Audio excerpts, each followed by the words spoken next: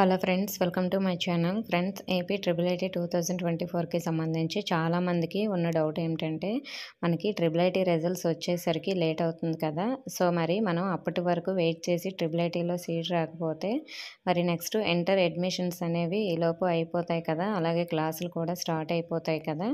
So మరి మేము ఇప్పుడు వేరే కాలేజ్లో జాయిన్ అవ్వాలా ఫీజు కట్టిన తర్వాత మళ్ళీ మాకు ట్రిపుల్ ఐటీ సీట్ వస్తే అప్పుడు ఫీజు వేస్ట్ అవుతుంది కదా. సో ఎలాంటి డౌట్స్ అన్నీ కూడా చాలామందికి ఉన్నాయి. చాలామంది కామెంట్ కూడా చేస్తున్నారు. సో ఎలాంటి డౌట్స్ ఉన్న వాళ్ళు ఈ వీడియో చూడండి, మిగతా వారు ఇప్పుడే స్కిప్ చేసేయండి. అలాగే కొత్తగా మన ఛానల్ చూస్తున్న వారు సబ్స్క్రైబ్ చేసుకుని పక్కన ఉన్న బెల్ ఐకాన్ని ఆల్ అనే ఆప్షన్లో పెట్టుకోండి. అలాగే నేను ఇచ్చే ఇన్ఫర్మేషన్ ఇస్తే వీడియోని తప్పకుండా లైక్ చేయండి. ఫ్రెండ్స్, మనకి ట్రిపుల్ ఐటీకి సంబంధించి అడ్మిషన్స్ అనేవి మనకి రిజల్ట్స్ వచ్చేసరికి లేట్ అవుతుంది కదా. సో మనకి ట్రిపుల్ ఐటీ రిజల్ట్స్ అనేవి జూలై 11 అయితే రిలీజ్ చేస్తారు కదా. సో మరి మనకి రిజల్ట్స్ వచ్చే వరకు వెయిట్ చేసి అప్పుడు ట్రిపుల్ ఐటీ సీట్ రాకపోతే మనకి ఈలోపే ఇంటర్ అడ్మిషన్స్ కూడా అయిపోతాయి. మరి మనం ఈలోపు కాలేజ్లో జాయిన్ అవ్వాలా లేదని చాలామందికి అయితే డౌట్ ఉంటుంది. ఫ్రెండ్స్, మనకి ఎటువంటి వారు జాయిన్ అవ్వాలి, అలాగే ఎటువంటి వారు వెయిట్ చేయొచ్చు అనే దాని గురించి అయితే ఇప్పుడు చెప్తాను. మనకి ఇంటర్ అడ్మిషన్స్ అనేవి మనకి ఫస్ట్ మే 15 నుంచి దరఖాస్తులు అయితే మనకి అందుబాటులో ఉంటాయి. మే 22 నుంచి మనకి తొలి దశ అడ్మిషన్లని స్వీకరిస్తారంట. ఈ గడువు జూన్ 1తో ముగియనుండగా అదే రోజు తరగతులు అయితే ప్రారంభమవుతాయి. రెండో దశ జూన్ 10 నుంచి ప్రారంభమై జూలై 1తో ముగుస్తుంది. అంటే మనకి ట్రిపుల్ ఐటీ రిజల్ట్స్ రాకముందే మనకి అడ్మిషన్స్ అనేవి కంప్లీట్గా ప్రాసెస్ అంతా కంప్లీట్ అయిపోతుంది కదా. మరి మనం ట్రిపుల్ ఐటీ కోసం వెయిట్ చేయాలా, ఇంటర్ కాలేజ్లో జాయిన్ అవ్వాలా అనే డౌట్ ఉంది కదా.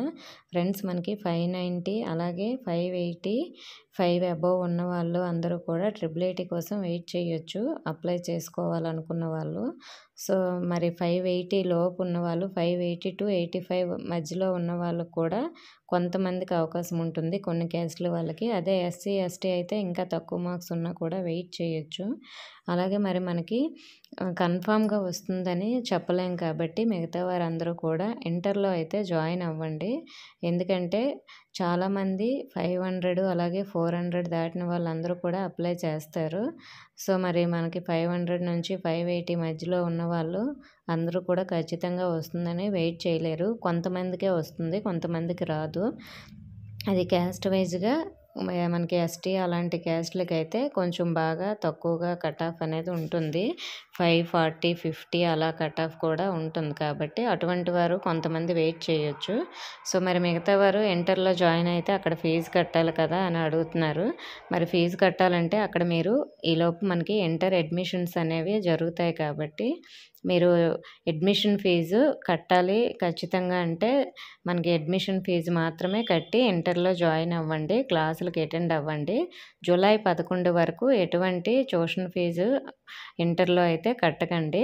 సో కొంచెం ఏదైనా మేనేజ్ చేసి మీరు జాయిన్ అయితే అవ్వండి. అంటే ఫీజు ఒక 1 వీక్లో 10 డేస్లో ఇలా కడతామని అక్కడ కాలేజ్లో చెప్తూ జూలై 11 వరకు వెయిట్ చేయండి. అప్పుడు సీట్ రాకపోతే అక్కడ కంటిన్యూ అవ్వచ్చు, లేదంటే ఇక్కడ ట్రిపుల్ ఐటీకి వచ్చేయచ్చు.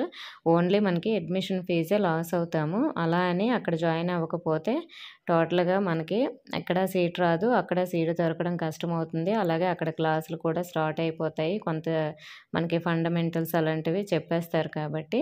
సో ఎటువంటి వారైతే అడ్మిషన్ ఫీజు వరకు అయితే పే చేసి మీరు జాయిన్ అవ్వండి. మనకి అడ్మిషన్ ఫీజు ఎక్కువగా ఉండదు కాబట్టి ట్యూషన్ ఫీజు అయితే ఫస్ట్ వాళ్ళు కట్టమంటారు, కానీ తర్వాత కడతాం, లేదంటే ఒక 10 డేస్లో 1 వీక్లో కడతాం అంటూ చెప్పి జాయిన్ అయితే అయిపోండి. మనకి రిజల్ట్స్ అనేవి జూలై 11న ఖచ్చితంగా రిలీజ్ చేసేస్తారు. సో అప్పుడు మీకు సీట్ వచ్చిందో లేదో చూసుకొని అయితే వేరే కాలేజ్లో ఫీజు కట్టాలా లేదని డిసైడ్ అవ్వచ్చు. మరి అక్కడ మనం కాలేజ్లో జాయిన్ అయ్యేటప్పుడు మరి మనకి ఇక్కడ టీసీ లేదంటే కొన్ని స్టడీ సర్టిఫికేట్స్ కానీ, ఏవైనా మార్క్స్ మెమో కానీ, ఏవైనా డాక్యుమెంట్స్ అడుగుతారు కదా. మరి అక్కడ మనం ఇచ్చేస్తే మళ్ళీ మనం ట్రిపుల్ ఐటీకి వచ్చినప్పుడు డాక్యుమెంట్స్ అనేవి ఉండాలి కదా అని కూడా ఈ డౌట్ ఉంటుంది.